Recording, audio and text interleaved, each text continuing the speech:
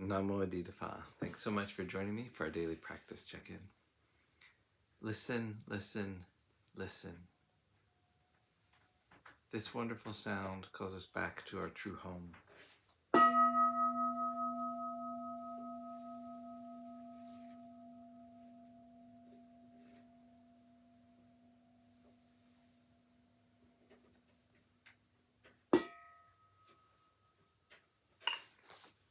The second mindfulness training.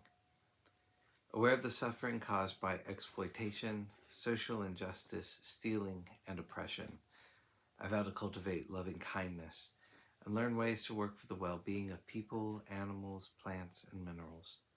I will practice generosity by sharing my time, energy, and material resources with those who are in real need. I am determined not to steal and not to possess anything that should belong to others. I will respect the property of others, but I will prevent others from profiting from human suffering or the suffering of other species on earth.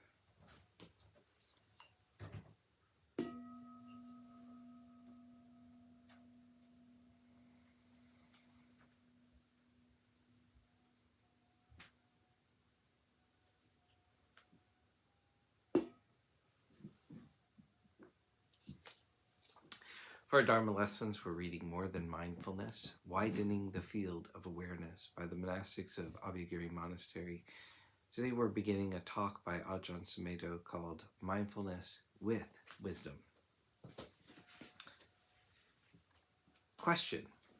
When I ask you how one cultivates mindfulness, you're quite adamant that one does not cultivate mindfulness.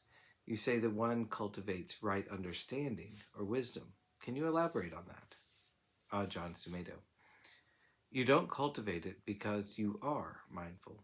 The Buddha was often pointing out that consciousness without wisdom tends to be the cause of suffering. The first step on the Noble Eightfold Path is samadhi, which is right understanding or wisdom. You don't cultivate mindfulness, but it supports a transformation from seeking distraction through the senses to being the witness to the mental states. It supports being witness to the four foundations of mindfulness, which are the body, the feelings, the states of mind, and Dharma or phenomena. Then there is mindfulness with wisdom, with conscious awareness. If you try to get mindfulness as a kind of personal endeavor, you don't know who you are at all. It indicates that you are operating from an assumption that mindfulness is something you've got to get, rather than something that is naturally present, here and now. Unless they are drunk or drugged, most people are aware whenever they are crossing the street or driving the car. Their very existence depends on being aware of dangers, and the instinctual intelligence operates. That intelligence is mindful of potential dangers and problems that arise in the world, that arise in the conditioned realm. But when there is a lack of wisdom, there's always a sense of going out, of sending conscious awareness out through the senses to the sense objects. One is continually identified with the sensory experiences that one has, seeing, hearing, smelling, tasting, touching, and thinking. That identity with the senses results from a lack of wisdom. There's no wisdom in that. It's just habit patterns that you develop from early childhood through to old age. Without wisdom, even at 100 years old, you are still operating as being a physical body.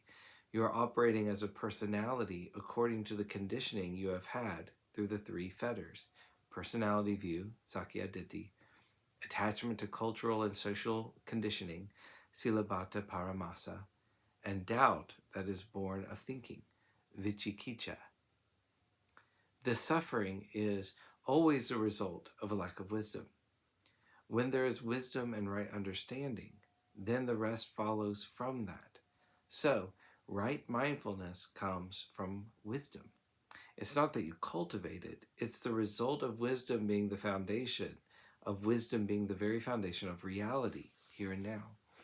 When there is wisdom, one sees the senses, the eyes, the ears, the nose, the tongue, the body, the mind, and their objects as conditioned phenomena that are constantly changing. Grasping and identifying with these conditioned phenomena is the cause of suffering.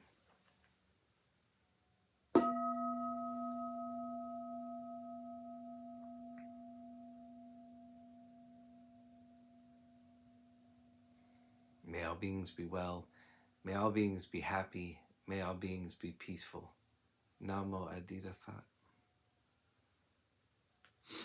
Thank you so much for joining me today.